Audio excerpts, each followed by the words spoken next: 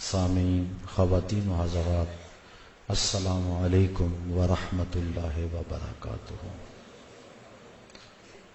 گناہ کبیرہ اور ان کی تباہ کاریوں کے عنوان سے کچھ باتیں آج کی اس نشست میں آپ کے گوش گزار کروں گا۔ اللہ تعالی میری زبان پر کلمۃ الحق جاری فرمائے۔ گناہ کبیرہ یا صغیرہ، اس کے بارے میں علماء کا باہم اختلاف ہے۔ امام ابو اسحاق اسفرائینی اور قاضی ابو بکر باقلانی اور دیگر علماء اشاعرہ اس بات کے قائل نہیں ہیں کہ گناہ چھوٹا ہوتا ہے۔ وہ کہتے ہیں ہر گناہ بڑا ہوتا ہے۔ جس سے یار ناراض ہو جائے، وہ جملہ، وہ عمل، وہ فعل، وہ قول چھوٹا نہیں، بڑا ہے۔ تو پھر صغیرہ اور کبیرہ کی جو تقسیم ہے یہ کیا معنی رکھتی ہے؟ تو علماء کرام کے ایک طبقے کا موقف یہ ہے کہ ایک دوسرے سے اس کا موازنہ کیا جائے، فی نفس ہی چھوٹا نہیں ہے، لیکن کچھ گناہ ان بڑوں میں اور زیادہ بڑے ہیں، اس لیے کہا جاتا ہے کہ یہ گناہ بڑے ہیں اور یہ ان میں سے بھی بڑے ہیں۔ لیکن ایک دوسرا طبقہ صغیرہ اور کبیرہ گناہوں کی تقسیم کا قائل ہے، اور اس پہ قرآن مجید کی اس آیت کو بطور دلیل پیش کرتے ہیں جو میں نے آپ کے سامنے تلاوت کی، کہ اللہ تعالیٰ جل شانہ ارشاد فرماتا ہے اگر تم بڑے گناہوں سے اجتناب کرو تو باقی گناہ تمہارے میں ویسے ہی معاف فرما دو۔ بڑے گناہ ان سے بچا جائے تو چھوٹے گناہ خود بخود ختم ہوتے رہتے ہیں۔ وضو کریں تو گناہ جھڑ جاتے ہیں۔ جمعے سے لے کر جمعے تک، ایک نماز سے لے کر دوسری نماز تک درمیان میں جو ہونے والے گناہ ہیں، یہ نمازیں، یہ جمعے، ان کا کفارہ ہے۔ نیکیوں کے کرنے سے گناہ ختم ہوتے ہیں۔ جب گناہ بندہ کرتا ہے تو دل پر ایک سیاہ نقطہ لگتا ہے، اگر نیکی کرتا ہے تو وہ مٹ جاتا ہے۔ تو اس سے مراد علماء کہتے ہیں صغیرہ گناہ ہے، چونکہ جو کبیرہ گناہ ہیں وہ بغیر توبہ کے معاف نہیں ہوتے۔ جو صغیرہ گناہ ہیں وہ جھڑتے رہتے ہیں، نماز سے جھڑ جاتے ہیں۔ حدیث میں آتا ہے جب کوئی بندہ نماز کے لیے کھڑا ہوتا ہے تو اللہ تعالیٰ جل شانہ فرشتوں کو کہتا ہے اس کے گناہ اتار کے ایک سمت ڈھیر لگا دو۔ فرشتے اس کے گناہ ایک سمت ڈھیر لگا دیتے ہیں تاکہ یہ میرا بندہ پاک صاف ہو کے میرے حضور کھڑا ہو۔ تو جب وہ نماز پڑھ کر فارغ ہو کے جانے لگتا ہے تو فرشتے عرض کرتے ہیں مالک یہ جو گناہ اس کے اتارے تھے یہ اترے رہنے دیں یا اس کے ساتھ لگا دیں؟ تو اللہ تعالیٰ فرماتا ہے اب اترے ہیں تو اترے ہی رہنے دو، میرا بندہ پاک صاف و ستھرا ہو کے گھر جائے۔ حضرت سلمان فارسی اور حضرت عثمان رضی اللہ تعالی عنہما، یہ حضرت عثمان بن عفان کے علاوہ کوئی اور عثمان نامی صحابی ہیں، یہ اکٹھے سفر میں تھے۔ راستے میں ایک درخت آیا، خزاں کا موسم تھا، ایک شاخ جھکی ہوئی تھی جس پہ زرد پتوں کا گہنا تھا۔ تو حضرت سلمان فارسی نے اس شاخ کو پکڑ کے جھٹکا دیا تو جتنے بھی پتے تھے وہ جھڑ گئے۔ تو حضرت سلمان فارسی نے حضرت عثمان سے کہا اے عثمان تو نے مجھے پوچھا نہیں کہ میں نے ایسا کیوں کیا ہے؟ انہوں نے کہا آپ بتا دیں کہ آپ نے ایسا کیوں کیا ہے۔ کہا ایک دن میں حضور کے ساتھ سفر میں تھا، ایسے ہی ایک درخت آیا، موسم خزاں کا تھا، پتے زرد تھے، حضور نے شاخ کو پکڑا، جھٹکا دیا، سارے پتے جھڑ گئے۔ حضور نے جب یہ عمل کیا تو میں اس منظر کو دیکھ کے محظوظ ہوتا رہا۔ آقا کریم نے میری سمت دیکھا اور فرمایا سلمان تو نے مجھے پوچھا نہیں کہ میں نے ایسا کیوں کیا؟ تو میں نے بھی یوں ہی عرض کی حضور آپ ارشاد کر دیں کہ آپ نے ایسا کیوں فرمایا؟ تو میرے آقا کریم نے ارشاد فرمایا اے سلمان جس طرح میں نے اس شاخ کو پکڑا اور جھٹکا دیا اور اس کے اوپر کوئی پتا باقی نہیں بچا. جب انسان نماز کے لیے کھڑا ہوتا ہے یوں ہی سارے گناہ جھڑ جاتے ہیں. تو یہ صغیرہ گناہ ہوتے ہیں، وضو سے جھڑتے ہیں، نماز سے جھڑتے ہیں. نیکی کریں تو گناہ مٹ جاتا ہے. انسان کے اچھے اعمال سے، صلہ رحمی سے، شفقت کا ہاتھ کسی یتیم کے سر پہ رکھنے سے، اور صدقہ و خیرات کرنے سے، کسی بھوکے کو کھانا کھلانے سے گناہ جھڑتے رہتے ہیں. لیکن جو کبیرہ گناہ ہیں وہ توبہ سے ختم ہوتے ہیں. اس لیے صغیرہ اور کبیرہ کی تقسیم کا ایک طبقہ قائل ہے، اور احادیث کے اندر مختلف تعداد صغیرہ اور کبیرہ کی ہے. بعض علماء کہتے ہیں کہ جو کبیرہ گناہ ہیں ان کی تعداد 7 ہے. بخاری اور مسلم میں متفق علیہ روایت ہے، حضور علیہ السلام نے فرمایا کہ 7 چیزیں مہلکات میں سے، موبقات میں سے، ہلاک کر دینے والی ہیں، اور حضور نے وہ 7 گناہ گنوائے ہیں. بعض نے کہا کہ یہی کبیرہ ہے. بعض نے کہا کہ ایک روایت میں 9 کبائر کا تذکرہ آتا ہے، لہذا 9 گناہ کبیرہ ہیں. امام ذہبی نے الکبائر کے اندر 70 گناہوں پر تبصرہ کیا ہے، اور آپ کا موقف یہ ہے کہ یہ 70 گناہ کبیرہ ہیں. الزواجر کے اندر ابن حجر نے 467 گناہ لکھے اور ان کا عذاب اور ان کی تفصیل آگے لکھی. ان کے قول کے مطابق اور تحقیق کے مطابق تقریباً 500 کے قریب گناہ کبیرہ ہے. بہرحال اس وقت ان تمام گناہوں کی فہرست اور ان پر گفتگو اس تھوڑے سے وقت میں ممکن تو نہیں ہے. چند ایک گناہوں پر کچھ باتیں آپ کے گوش گزار کروں گا. امام بخاری نے اس روایت کو نقل کیا ہے. اللہ کے محبوب علیہ السلام نے ارشاد فرمایا، الا انبئکم باکبر الکبائر، فرمایا لوگوں میں تمہیں بڑے بڑے گناہوں کی خبر نہ دوں. صحابہ نے حضور سے یہ بات سنی اور آقا نے ثلاثاً 3 مرتبہ یہ کہا، میں تمہیں بڑے بڑے گناہوں کی خبر نہ دوں. صحابہ نے عرض کی بلا یا رسول اللہ، کیوں نہیں حضور، آپ ارشاد فرمائیں. تو حضور نے ارشاد فرمایا، الاشراک باللہ وعقوق الوالدین وجلس وکان متکئا فقال الا وقول الزور. فرمایا ایک اللہ کے ساتھ کسی کو شریک ٹھہرانا ہے، دوسرا والدین کی نافرمانی کرنا ہے. حضور ٹیک لگائے بیٹھے تھے، جب تیسری بات کہنے لگے تو ٹیک چھوڑ دی اور آگے ہو گئے. کسی چیز کو بیان کرتے ہوئے جب انسان زیادہ اپنے آپ کو چست کرتا ہے تو اس کا مطلب یہ ہوتا ہے اس چیز کی اہمیت زیادہ ہے. تو حضور ٹیک لگائے بیٹھے تھے، یہ 2 باتیں بیان فرمائیں اور پھر ٹیک چھوڑ کر حضور آگے ہو گئے. وجلس وکان متکئا فقال الا وقول الزور، فرمایا سن لو، اور جھوٹی بات کہنا ہے، جھوٹی گواہی دینا ہے. تو اس حدیث میں ان 3 گناہوں کو بڑے بڑے گناہ شمار کیا گیا. ایک حدیث میں یمین الغموس، جھوٹی قسم کھانا ہے، اور ایک حدیث کے اندر قتل النفس، کسی انسان کو قتل کرنا ہے.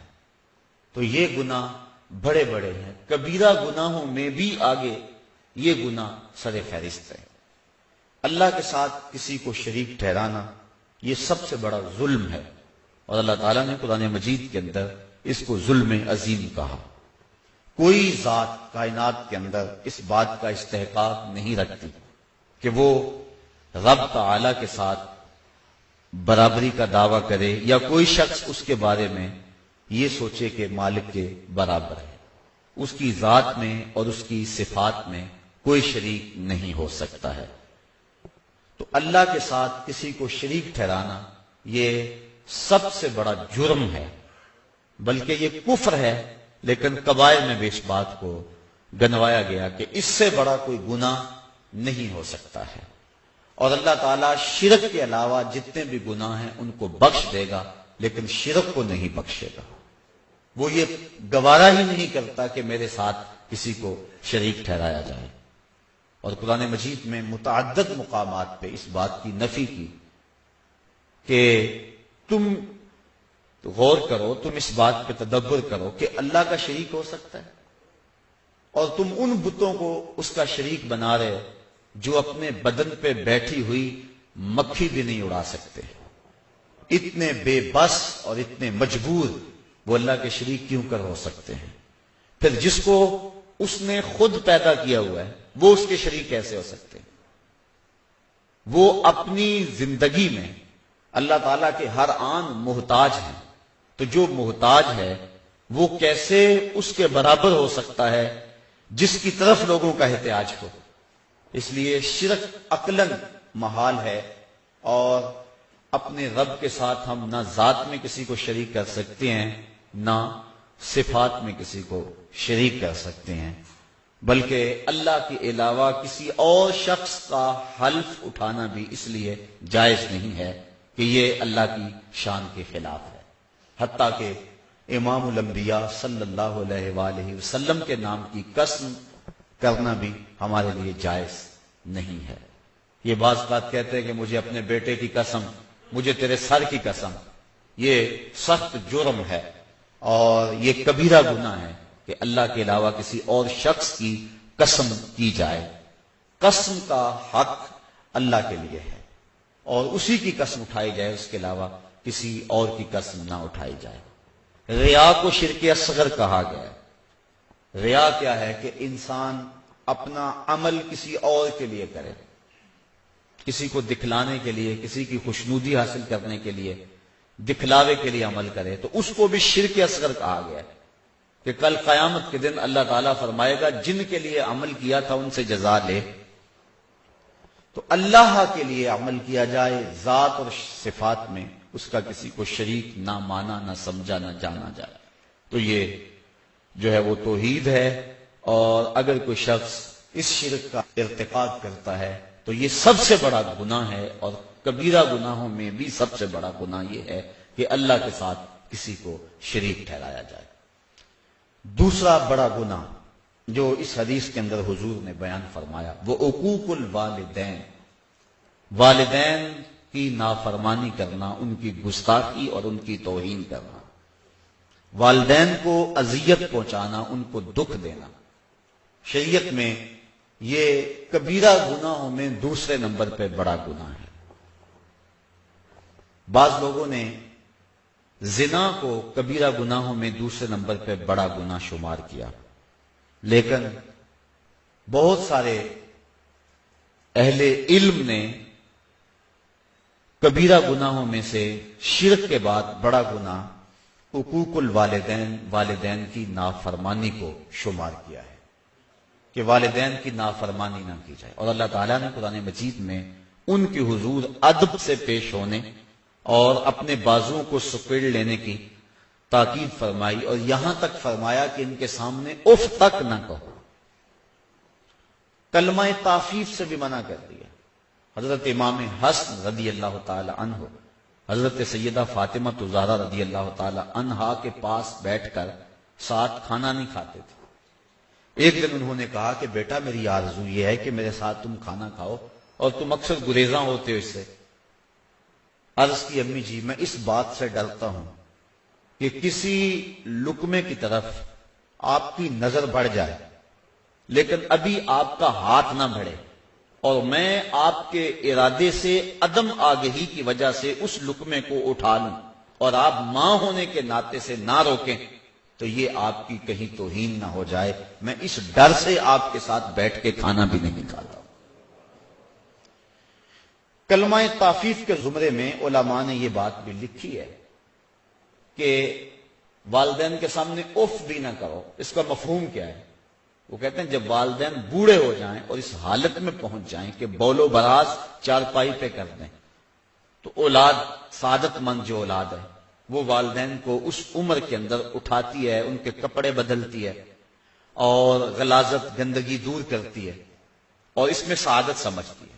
ایک شاعر ہوا احسان دانش، وہ کہتا ہے میں اپنی ماں کی خدمت اپنی بیوی کو نہیں کرنے دی، میں نے کہا یہ حق میرا ہے اور یہ میں سعادت کسی اور کو کیوں دوں۔ اور وہ کہتا ہے کہ کافی دور نہر تھی ہمارے گھر سے، جہاں جا کر میں اس کا لباس دھوتا تھا اور پھر واپس آتا تھا۔ تو ہم بیویوں کے سپرد کر کے بعض اوقات چلے جاتے ہیں اپنے ماں باپ کو، اور یہ نہیں سمجھتے کہ اس میں ہمارا اپنا حق کتنا ہے۔ ان کی سعادت مندی کہ اگر وہ تعاون کریں، لیکن یہ اولاد کی ذمہ داری ہے کہ وہ اپنے ماں باپ کی خدمت کریں، اور ماں باپ کی خدمت کرنے والا دنیا کے اوپر ہی نقد جزا پاتا ہے۔ ایک روایت کے اندر میں نے پڑھا ہے کہ والدین کی خدمت کرنے والا دنیا کے اندر ہی جزا پاتا ہے، آخرت کے اندر جو اس کو ملنی ہے وہ تو ضرور ملے گی۔ اور اسی طرح جو والدین کی نافرمانی کرتا ہے، اللہ اس کے عذاب کو آخرت پر ادھار نہیں چھوڑتا، دنیا پر بھی اس کو ذلیل کرتا ہے، جو والدین کو دنیا میں رسوا کرتا ہے۔ اور آپ دیکھ لیں معاشرے کے اندر جس نے والدین کو دکھ دیا وہ دنیا میں بھی ذلیل ضرور ہوا۔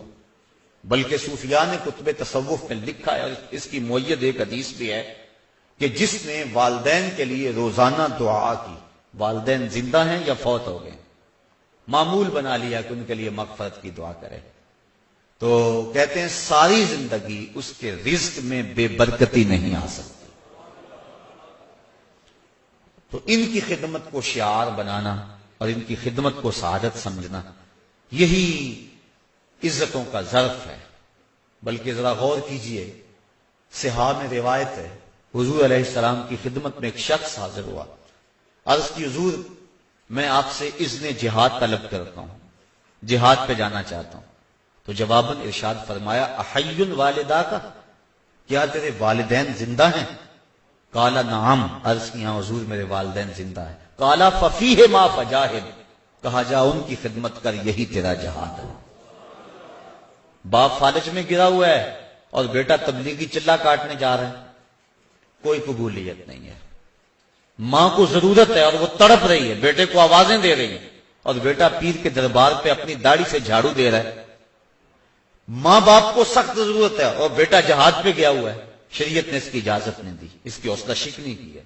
ہاں اگر کوئی اور تمہارا بھائی ان کی خدمت کرنے والا موجود ہے تو پھر ان کے اذن سے تم جا سکتے ہو، لیکن اگر ان کو ضرورت ہے تو تمہاری سب سے بڑی نیکی یہ ہے کہ تم ان کی خدمت کرو، ان کی دعائیں لو، ان کی رضا میں اللہ کی رضا ہے۔ دیکھ لو حضرت اویس کرنی رضی اللہ تعالیٰ عنہ، صحابی نہیں بنے، حضور اپنی قمیض کے بٹن کھول کے لمبی لمبی سانسیں لیتے ہیں اور فرماتے ہیں مجھے یمن سے یار کی خوشبو آتی۔ کسی نے کہا حضور یمن تو اتنا دور ہی نہیں ہے، لوگ کہاں کہاں سے آگے آپ کو ملنے کے لیے، زیارت کے لیے، اتنا پیار آپ کا اس سے، تو وہ آپ کی زیارت کے لیے بھی نہیں آیا؟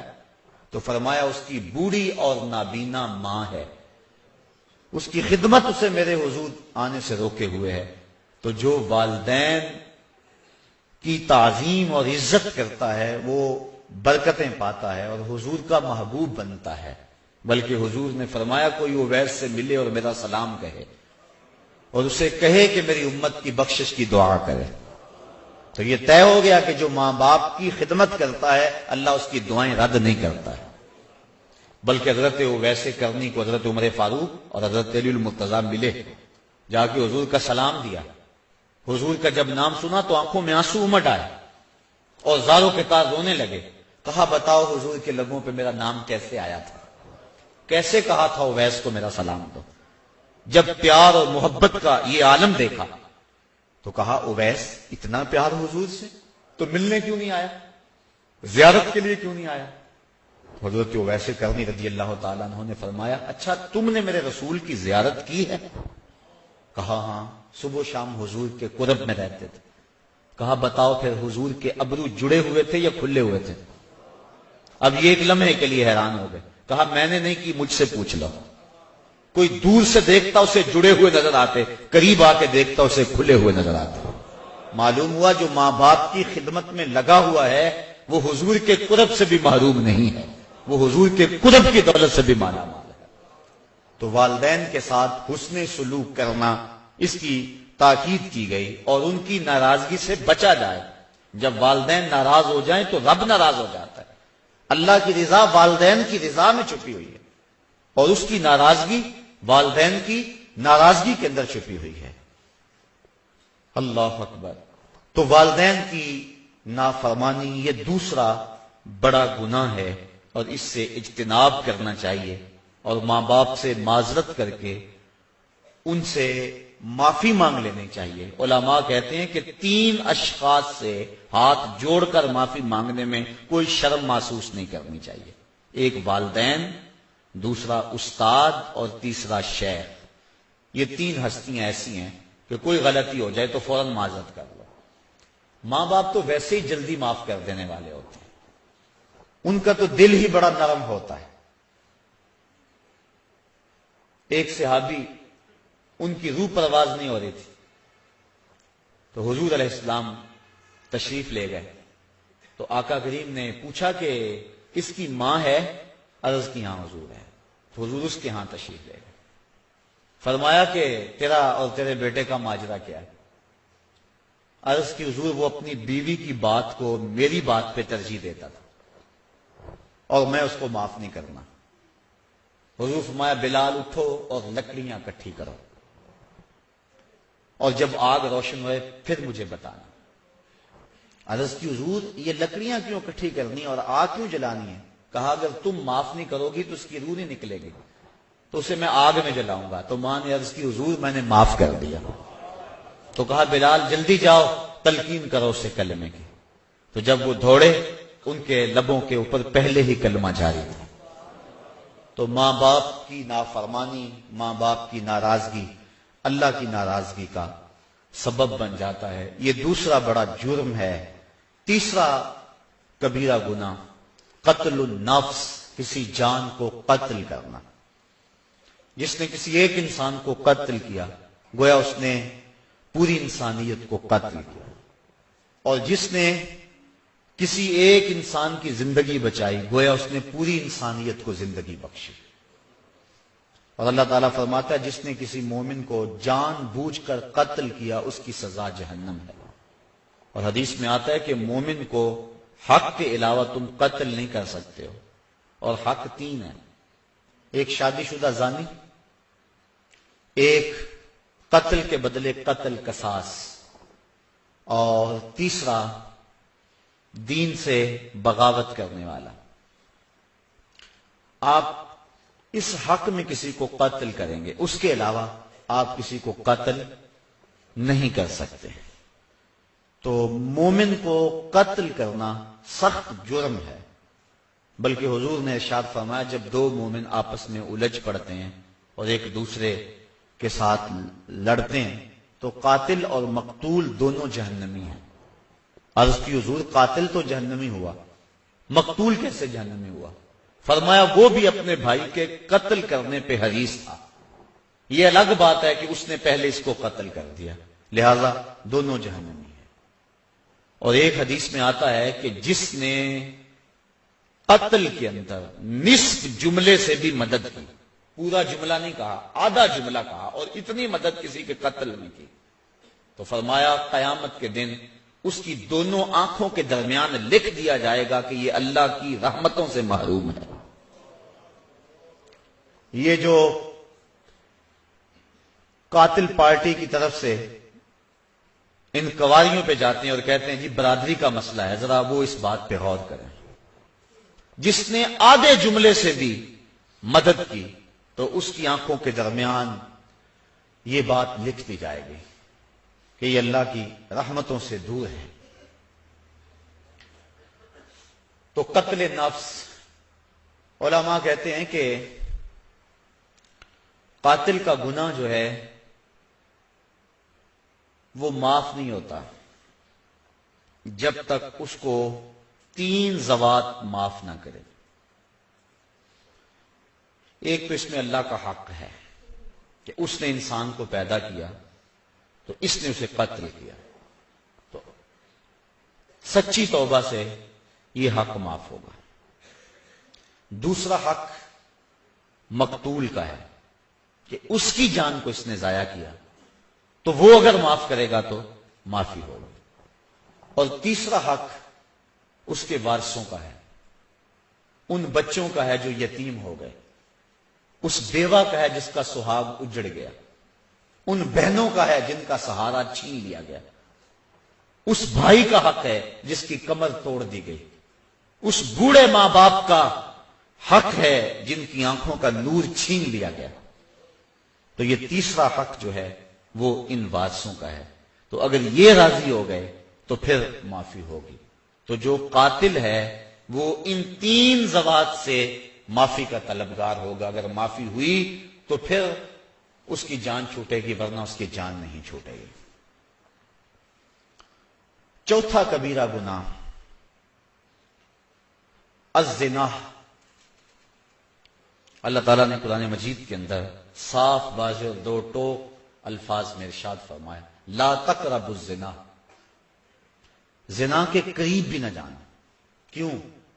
انہ کان فاحشۃ وساء سبیلا. یہ فحش کام ہے اور انتہائی برا رستہ ہے. عقلاً بھی اس میں فحاشی ہے، شرعاً بھی اس میں فحاشی ہے، اور عادتاً بھی اس میں فحاشی ہے. تو کوئی بھی شریف شخص زنا کا ارتکاب نہیں کرتا. اور حدیث میں آتا ہے جب زانی زنا کرتا ہے تو اس سے ایمان نکال لیا جاتا ہے،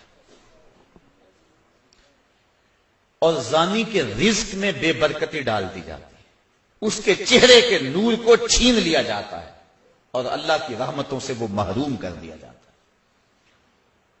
اللہ کے محبوب علیہ السلام کی بارگاہ میں ایک شخص حاضر ہوا، اسلام اس نے قبول کیا اور عرض کی حضور میرے میں بڑے گناہ ہیں اور میں وہ چھوڑنے کا آپ سے وعدہ کرتا ہوں، لیکن مجھے لت پڑی ہے زنا کی، وہ میں نہیں چھوڑ سکتا.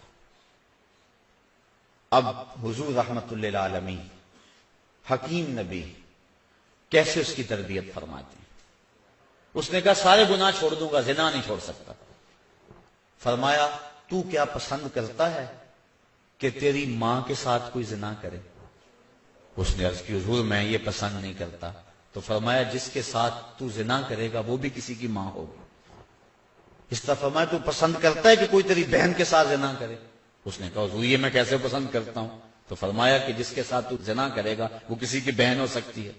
اس طرح بیٹی کے بارے میں، بیوی کے بارے میں حضور نے فرمایا.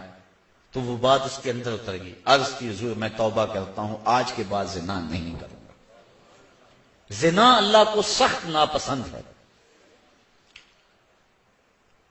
اللہ تعالی جل شانہ نے حد مقرر فرمائی، جو شخص زنا کرتا ہے اس کو 100 کوڑے مارو. اور اگر کوئی شادی شدہ ہے اور پھر اس شادی شدہ سے اس فعل کا ارتکاب ہوتا ہے تو شریعت میں حکم ہے کہ اس کو سنسار کیا جائے. اللہ تعالیٰ گوارا نہیں کرتا کہ وہ میری زمین پہ رہے. کہا اس کو سنسار کر دو، پتھر مار مار کے ہلاک کر دو، یہ اس کی سزا ہے. تو زنا ایک ایسا جرم ہے. حضور علیہ السلام فرماتے ہیں کہ میں نے ایک خواب دیکھا اور میں نے وہاں دیکھا کہ ایک تنور ہے جس کے اندر سے چیخوں کی آواز آ رہی ہے، اور میں آگے بڑھا دیکھوں کہ اس میں کیا ہے. تو کیا دیکھتا ہوں کہ اس کے اندر آگ کے شعلے بھڑک رہے ہیں، اور اس میں کچھ برہنہ مرد اور برہنہ عورتیں ہیں. اور جب آگ کے الاؤ اور آگ کے شعلے ان کے جسم کو جلساتے ہیں تو وہ چیختے ہیں اور شور کرتے ہیں اور اچھلتے ہیں. میں نے جبریل سے پوچھا کہ یہ لوگ کون ہیں؟ تو جبریل امین نے کہا حضور یہ وہ لوگ ہیں جو زنا کیا کرتے تھے. اور ایک روایت جو میں نے پرسوں بھی آپ کے سامنے رکھی کہ 3 اشخاص کی طرف اللہ نظر رحمت نہیں کرے گا، اور نہ ان کو پاک کرے گا، اور نہ ہی اللہ تعالی جل شانہ ان کی طرف جو ہے وہ دیکھے گا. وہ 3 اشخاص میں سے پہلا شخص شیخ زان، وہ شخص جو بوڑھا ہو گیا ہے لیکن زنا نہیں چھوڑتا ہے. بوڑھا زانی اللہ کو سخت ناپسند ہے. تو یہ ایسا کبیرہ گناہ ہے جس سے حضور نے ارشاد فرمایا کہ جس قوم میں زنا پھیل جاتا ہے اس قوم کے اندر ایسی بیماریاں جنم لیتی ہیں جو اس سے قبل تم نے نہیں سنی ہوں گی. یہ ایڈز کے نام سے بیماری سابقہ اس کی مثال بھی نہیں ہے. تو جس قوم کے اندر یہ برائی پھیلتی ہے اس میں ایسی نئی نئی بیماریاں جنم لیتی ہیں، اور اللہ کی رحمتیں اس قوم سے اٹھا لی جاتی ہیں. ان لوگوں کے چہروں سے نور اچک لیا جاتا ہے، اور ان کے اندر فقر و فاقہ مسلط کر دیا جاتا ہے جس قوم کے اندر یہ برائی پھیلتی چلی جائے۔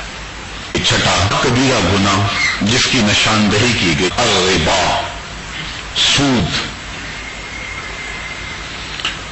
سود کے بارے میں حضور نبی رحمت صلی اللہ علیہ وسلم نے ارشاد فرمایا کہ اس کا کھانے والا، اس کا کھلانے والا، اس کا لکھنے والا، اس کی رقم پہ گواہ بننے والا سارے وزر یعنی گناہ میں برابر ہیں۔ اور سود کی جو سزائیں ہیں وہ بہت ساری ہیں، اور سب سے کم درجہ جو ہے حضور علیہ السلام نے فرمایا وہ اس کے برابر ہے کہ جیسے کوئی شخص اپنی ماں کے ساتھ زنا کرتا ہے۔ آج ہمارے اس معاشرے کے اندر سود کی لعنت سرایت کر گئی ہوئی ہے، اور اس کا نام بدل کے ہم اس کو اختیار کیے ہوئے ہیں۔ اگر شراب کی بوتل پہ روح افزا کا لیبل لگا لیا جائے تو اس کی ماہیت تو نہیں بدلتی۔ تو سود کا ہم نے مختلف انداز سے اس کے نام رکھ لیے، اور معاشرے کے اندر ہم کہتے ہیں کہ جی ہمارا کام ہی نہیں چلتا، کیا کریں، مجبور ہے۔ اور کئی بہانے ہیں لوگوں کے پاس، اور کئی باتیں اس حوالے سے۔ قرب قیامت کے فتنوں کو بیان کرتے ہوئے ارشاد فرمایا کہ قرب قیامت میں اگر کسی کے پاس سود نہیں پہنچے گا تو اس کا دھواں ضرور پہنچے گا، یعنی ایسے حالات بن جائیں گے، لوگ اللہ سے اتنے دور ہو جائیں گے۔ تو سود ایک ایسی بیماری ہے، ایسا جرم ہے کہ جس کی سزا قیامت کے دن اللہ تعالیٰ نے قرآن مجید میں فرمائی کہ وہ ایسے اٹھایا جائے گا جس طرح کسی شخص کو شیطان نے مس کیا ہوا ہے، اور اس کی جو حالت ہوتی، یہ جو کہتے ہیں اس کو جن آ گیا اور اس کو اپنی ہوش نہیں رہتی، گرتا ہے دائیں بائیں، جو سود خور ہے کل قیامت کے دن اس طرح اٹھایا جائے گا کہ جس طرح کسی کو شیطان نے مس کیا ہو، اور وہ جس طرح مجنون اور اس کی حالت غیر ہوتی ہے، قیامت کے دن اس طرح جو ہے وہ سود خور اٹھایا جائے گا۔ حبیب اجمی بہت بڑا سود خور ہے، گزر رہا ہے سڑک سے، بچے کھیل رہے ہیں، اس وقت کچی سڑکیں ہوتی تھی، تو اس کے پاؤں سے گرد اڑی، تو جب گرد اڑی تو ان بچوں نے کہا پیچھے ہٹ جاؤ، یہ سود خور جا رہا ہے، کہیں ایسا نہ ہو کہ اس کے پاؤں سے اڑنے والی گرد تمہارے اوپر پڑ جائے اور تمہیں جہنم کی آگ میں ڈالا جائے۔ ان بچوں کی بات ابھی اجمی نے سنی اور بڑا پریشان ہوا۔ بعض کا ایک جملہ بندے کو بدل دیتا ہے۔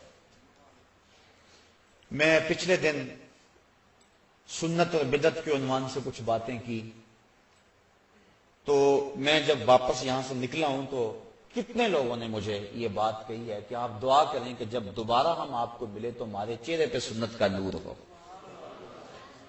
تو بعض کا وقت ایسا ہوتا ہے کہ ایک جملہ اندر کر جاتا ہے۔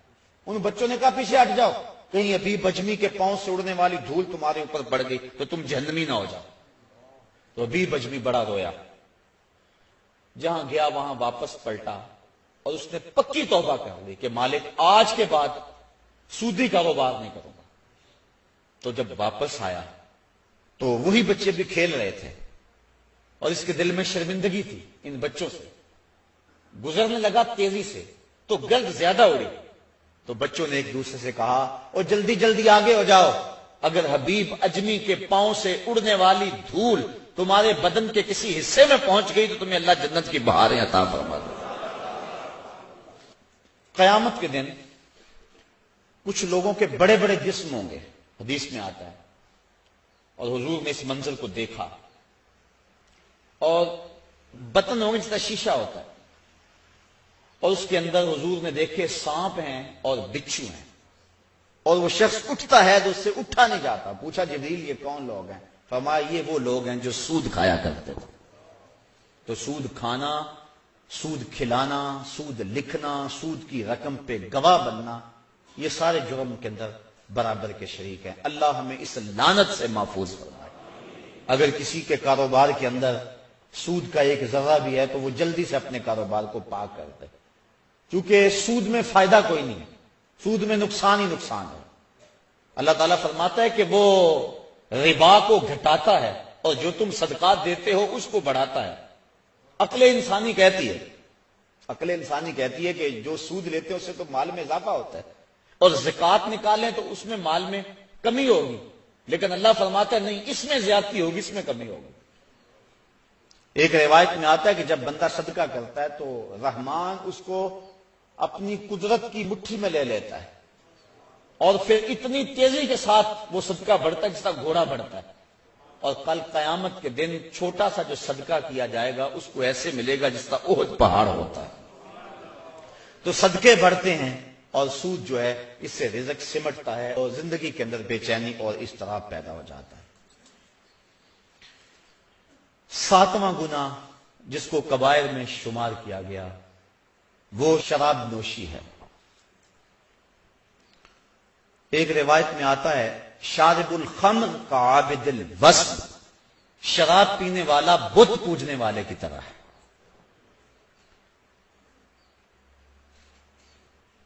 حضور نبی رحمت صلی اللہ علیہ وسلم نے ارشاد فرمایا کہ جو شخص دنیا پر شراب پیتا ہے اللہ قیامت کے دن اسے طینۃ الخبال پلائے گا۔ صحابہ نے عرض کی حضور یہ طینۃ الخبال کیا ہے؟ فرمایا یہ جہنمیوں کے زخموں کی پیپ ہے، اور علماء کہتے ہیں اتنی بدبودار ہوگی اگر اس کا ایک قطرہ اب دنیا پہ ڈال دیا جائے، انسان تو انسان رہے جانوروں کے دماغ بھی پھٹ جائیں، اتنی بدبودار ہوگی، اور گرم اتنی کہ اگر ایک قطرہ احد پہاڑ پہ رکھ دیا جائے تو پہاڑ پگھل جائے۔ اس کو کہتے ہیں طینۃ الخبال۔ تو طینۃ الخبال ان کو پلایا جائے گا جو شراب پیتے ہیں، اور اللہ تعالیٰ نے شراب کی حد مقرر کی ہے کہ اس کو کوڑے مارے جائیں۔ اور آپ جانتے ہیں کہ شراب کی پہلے حرمت نہیں تھی، اور یہ لوگ عرب کے لوگ ان کی گھٹی میں شراب رکھی ہوئی تھی، اور کئی قسموں کی شرابیں پینے کا مزاج رکھتے تھے، بلکہ اپنی شاعری میں فخر و مباحات کے ساتھ شراب کا تذکرہ کرتے تھے۔ 1000 کے قریب شراب کے نام ہیں لغت عرب میں، اور اس قدر ان کے لیے فخریہ بات تھی۔ اور جب حکم نازل ہوا کہ شراب حرام کر دی گئی ہے تو لوگوں نے مٹکے توڑ دیے، یہاں تک کہ جو نالیاں تھیں ان کے اندر شراب ہی بہتی چلی جا رہی تھی، ادھر حکم ہوا اور ادھر تعمیل ہو گئی۔ یہ تھی ان کی زندگی، وہ حکم کو ترجیح دیتے تھے۔ جب حکم ہو گیا، ایک دن حضور خطبہ فرما رہے تھے، کچھ لوگ کھڑے تھے تو حضور فرمایا بیٹھ جاؤ، تو ایک سے ابھی گھر سے نکل رہے تھے، ابھی گلی میں ہی تھے، انہوں نے وہاں سنا تو وہیں بیٹھ گئے، کہا حضور نے کہہ دیا ہے بس عمل ہو گیا۔ یہ تھی ان کی زندگی اور یہ تھے ان کے شب و روز۔ اور صحابہ 10 آیتیں تلاوت کرتے تھے، اتنی دیر تک آگے تلاوت نہیں کرتے تھے جب تک 10 پہ عمل نہیں ہو لیتا۔ تو شراب ایک ایسا عمل ہے کہ جس کی سزا بڑی سخت ہے، دنیا پر بھی اور آخرت کے اندر بھی اس کو طینۃ الخبال پلایا جائے گا۔ شرابی کی جو سزائیں ہیں اور جو اس کی تباہ کاریاں ہیں وہ تو ہیں، لیکن اس کی ایک بہت بڑی سزا یہ ہے کہ جو شرابی ہے یا اور بھی کسی طرح کا نشہ کرتا ہے اس کو مرتے وقت کلمہ نصیب نہیں ہوتا۔ اللہ تعالیٰ جل شانہ ہمیں اس سے محفوظ و مامون فرمائے۔ کبیرہ گناہوں میں سے ایک گناہ النیاحہ، جب کوئی شخص فوت ہو جائے تو نوحے کرنا، یہ بالخصوص عورتوں میں ہے، مردوں میں بھی پایا جاتا ہے لیکن زیادہ تر یہ بیماری عورتوں میں ہے۔ کوئی کہتا ہے اللہ تجھے ترس نہ آیا، یہ جملہ تو خیر کفر ہے، اگر کسی نے کہا تو اس کو تجدید ایمان لازم ہے۔ جب کوئی دکھ پہنچے تو ظاہر اسلام دین فطرت ہے، اسلام یہ نہیں کہتا کہ تم اظہار غم نہ کرو، لیکن اظہار غم کے 4 طریقے ہیں: دل کا غم، آنکھوں کا غم، زبان کا غم، ہاتھوں کا غم۔ دل کا غم کیا ہے کہ دل دکھ سے بھر جائے، آنکھوں کا کیا غم ہے؟ آنسو بہائیں۔ زبان کا کیا غم ہے کہ واویلا کیا جائے، اور ہاتھوں کا غم کیا ہے کہ گریبان نوچا جائے، منہ پہ تھپڑ مارے جائیں، بال کھینچے جائیں۔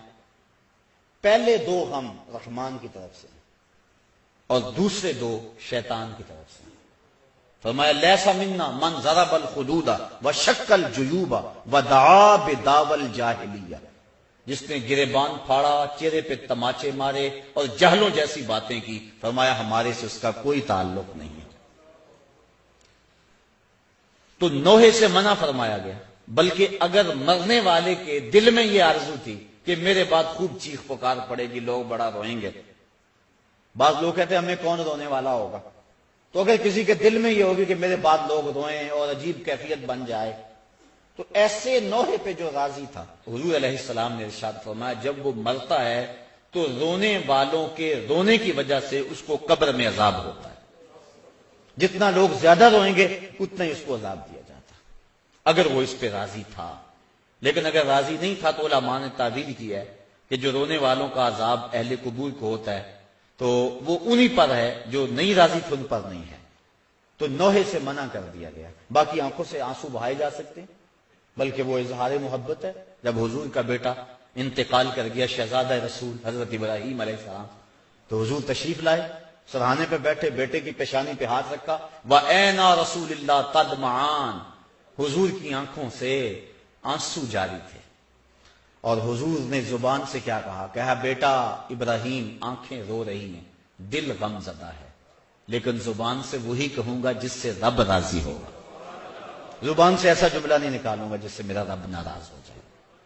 تو یہ جو نوحہ ہے، مرتے وقت عورتیں جس انداز میں، حالانکہ تلقینیں صبر کرنے کی ضرورت ہوتی ہے، جب آپ کسی کے ہاں جائیں، فوتگی ہو گئی ہو، تو کوشش کریں کہ ان کو ایسا جملہ کہے جن سے اس کی ڈھارس بن جائے، نہ یہ کہ کوئی ایسی بات کر کے ان کے جذبے کو اور آگے بڑھا دے اور ان کی آنکھ کو اور زیادہ تاؤ دے، ایسا نہیں ہے، بلکہ تلقین صبر کرے۔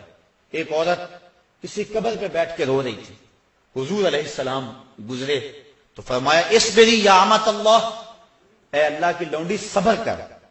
اسے نہیں پتا کہ یہ گزرنے والا کون ہے، وہ غم میں بیٹھی ہوئی تھی، اس نے کہا تجھے یہ دکھ پہنچا ہوتا تجھے پتا چلتا، تو کسی نے اس کو بتایا کہ تو کیا کیا بیٹھی ہے، یہ تو حضور تھے، تو وہ سخت پریشان ہوئی، تو حضور نے فرمایا صبر وہ ہے جو پہلے صدمے پہ کیا جائے، الصبر عند الصدمۃ الاولی، جو پہلے صدمے پہ صبر کیا جائے وہی صبر ہوتا ہے۔ جب آہستہ آہستہ دکھ آتے جاتے ہیں تو انسان عادی بن جاتا ہے، تو جب تکلیف پہنچتی ہے تو اس وقت مومن کیا کہتا ہے، انا للہ و انا الیہ راجعون۔ اور علماء نے یہ بھی لکھا ہے کہ صبر کی تعریف یہ ہے کہ معمولات عبادت قضا نہ ہو، جو ایسا کرے وہ صابر ہے۔ یہ نہیں ہے کہ تکلیف آ گئی تو اب نماز بھی جاتی رہے، نہیں، وہ معمولات اپنے معمول پہ جاری رہے۔ حضرت صدیق سختی رضی اللہ تعالی عنہ کا بیٹا فوت ہو گیا، جوان سال، تدفین و تجہیز تکفین میں لگے رہے، ایک نماز قضا ہو گئی، بعد میں لوگ آپ سے تعزیت کرنے آتے رہے، افسوس کرنے آتے رہے، تو جب آپ نے شام کو اٹھتے ہوئے چٹائی اٹھائی، فرمایا کیسا دور آ گیا، میرا بیٹا فوت ہو گیا ہے، سارے شہر نے آ کے افسوس کیا ہے، اور میری نماز فوت ہوئی ہے، کسی ایک نے بھی نہیں پوچھا ہے۔ تو معمولات عبادت ان کو برقرار رکھا جائے، یہ صبر ہے۔ تو یہ جو نوحے عموماً عورتیں بالخصوص پڑھتی ہیں، تو بلکہ ایک روایت میں آتا ہے 7 اشخاص ایسے ہیں کہ جب ان کو تم قبر میں دفن کر کے آتے ہو تو ان کا رخ قبلے سے پھیر دیا جاتا ہے۔ فرمایا فاذهبوا وانبشوا قبورکم، جاؤ جا کے ان کی قبریں اکھیڑ کے دیکھ لو، اگر ایسا نہ پاؤ تو پھر مجھے آ کے کہنا کہ میں نے کیا کہا تھا۔ اور ان اشخاص کو حضور نے گنوایا، ان میں شرابی بھی ہے، اس میں ذخیرہ اندوز بھی ہے، اور اس میں آخری جو ہے 7واں بن نائحۃ، اور نوحے پڑھنے والی عورت جو اور لوگوں کے جذبات کو بھڑکاتی ہے۔ لوگ کہتے ہیں فلاں نے وین کی حد کر دی، وہ بچے بھی رو پڑے گی ایسی حد کر دی، یہ منع ہے، یہ شریعت نے ہمیں اس سے روکا ہے۔ تلقین صبر کیا جائے، مرنے والے کے لیے دعا کی جائے، اور اللہ سے رحمت کی امید رکھی جائے، اور انا للہ و انا الیہ راجعون پڑھا جائے۔ ہاں آنکھوں سے آنسو بہیں، دل غم زدہ ہو، ظاہر ہے جس کا گھر کا چراغ بجھ گیا اس کو سکون تو نہیں ہوگا، جس کا بھائی چلا گیا کمر تو ٹوٹ گئی اس کی، جس کا شوہر چلا گیا زندگی اجاڑ ہو گئی، جس کا بیٹا چلا گیا اس کا تو کلیجہ کٹ گیا، دکھ تو بڑا ہے، لیکن امتحان بھی یہ ہے اور مومن جب مصیبت پہ صبر کرتا ہے اللہ اس کو اجر دیتا ہے۔ ایک گناہ ترک صلاۃ، یہ بھی کبیرہ گناہ ہے، بلکہ حضور نے فرمایا من ترک الصلاۃ متعمدا فقد کفر، جس نے جان بوجھ کر نماز چھوڑی اس نے کفر کیا۔ حضرت امام احمد بن حنبل تو تارک صلاۃ کے کفر کے قائل ہیں، لیکن باقی ائمہ امام شافعی، امام مالک اور امام اعظم ابو حنیفہ وہ فرماتے ہیں کافر نہیں ہے، قد کفر یعنی کافروں والا کام کیا اس نے، خود کافر ہوا نہیں اعتقاداً، لیکن گناہ کبیرہ ہے۔ تو اس کی سزا کیا ہے؟ امام مالک اور امام شافعی پھر اس میں اختلاف کرتے ہیں، وہ کہتے ہیں اس کی سزا یہ ہے کہ وہ توبہ کرے ورنہ اس کو قتل کرو، لیکن امام اعظم ابو حنیفہ فرماتے ہیں کہ اس کی سزا یہ ہے کہ اس کو قید کر دیا جائے تا کہ وہ توبہ کرے اور اس کو پھر حاکم وقت چھوڑے۔ اور حضرت شیخ سعدی فرماتے ہیں بے نمازی کو قرض نہ دو، جو اللہ کا قرض ادا نہیں کرتا تمہارا کیسے ادا کرے گا۔ اور حضرت سلطان باہو علیہ رحمہ آپ فرماتے ہیں کہ بے نمازی سے تو خنزیر بھی پناہ مانگتا ہے۔ اور حضرت غوث اعظم جن کی 11ویں پکاتے ہو، سنو ان کی تعلیمات، وہ کہتے ہیں بے نمازی کو مسلمانوں کے قبرستان میں دفن نہ کرو۔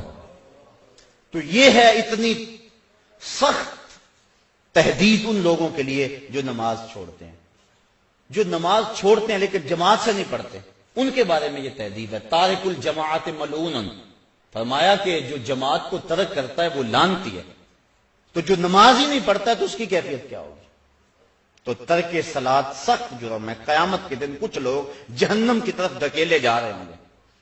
اللہ تعالیٰ قرآن مجید میں فرماتا ہے ان سے کچھ لوگ پوچھیں گے ما سلککم فی سقر، تم جہنم میں کیوں جا رہے ہو؟ تو وہ جواباً کیا کہیں گے؟ لم نکو من المصلین، ہم نماز نہیں پڑھا کرتے تھے۔ یعنی ہمارا جہنم میں جانے کا سبب یہ ہوا کہ ہم نماز نہیں پڑھا کرتے تھے۔ اور صاحبو، اللہ کے محبوب کا ایک فرمان سنو اور غور سے سنو۔ حضور فرماتے ہیں کہ جو بے نماز ہے کل قیامت میں اس کو جس صف میں دشمنان خدا فرعون، حامان، قارون کھڑے ہوں گے، بے نمازی کو صف میں کھڑا کر دیا جائے گا۔ کیا ہم میں سے کوئی گوارا کرتا ہے کہ دشمنان خدا کی صف میں کھڑے کر دیے جائیں؟ اگر نہیں گوارا کرتے تو عزم کریں کہ آج کے بعد نماز نہیں چھوڑیں گے۔ صرف رمضان میں فرض نہیں ہے، رمضان المبارک کے علاوہ بھی نماز فرض ہے۔ اور اس معمول کو یہ اللہ نے کرم کیا کہ مسجدوں کے در کھل گئے، شیطان راستے سے ہٹ گیا اور مسجدیں آباد ہو گئیں، پیشانیاں سجدوں سے آشنا ہو گئیں، دل اس کی محبت سے سرشار ہو گئے۔ اور سحری کا منظر کتنا حسین ہوتا ہے، افطاری کے لمحے کتنے حسین ہوتے ہیں۔ اور کبھی غور کرنا، جب ہم یہاں درس سے فارغ ہوتے ہیں تو باہر کا ذرا منظر اس وقت دیکھنا، ایسا لگتا ہے جیسا رحمت ربی اتر رہی ہے۔ عجیب کیفیت میں تو محسوس کرتا ہوں کہ اللہ کا قرآن سنا، اس کا دین سنا، اس کے پیغام کو سنا تو ایسی کیفیات نصیب ہو جاتے ہیں۔ یہ رمضان کے عشرہ رحمت سے چھنتا ہوا نور ہے جو ہمارے من میں اجالے پیدا کر رہا ہے۔ تو یہ جو ہمیں توفیق نصیب ہوئی رمضان میں نماز کی، دعا کریں کہ یہ تسلسل سے باقی رہے، اور یہ جن گناہوں کی نشاندہی کی گئی ہے اللہ ہمیں بچنے کی توفیق دے، جن کی نہیں بھی کی گئی ہمیں پتہ ہے کہ گناہ کیا ہے۔ حضور نے فرمایا کہ جو تیرے سینے میں کھٹکے اور تو لوگوں کے اس پر مطلع ہونے سے ڈرے وہ گناہ ہے۔ ما حاک فی صدرک، تو ہمیں پتہ ہے گناہ کیا ہے اور نیکی کیا ہے۔ ہمیں اپنی زندگی کو ایک خوبصورت نظم دینا چاہیے اور زندگی کو نیکیوں کا حسن دینا چاہیے۔ اللہ مجھے آپ کو اپنی رحمتوں اور کرم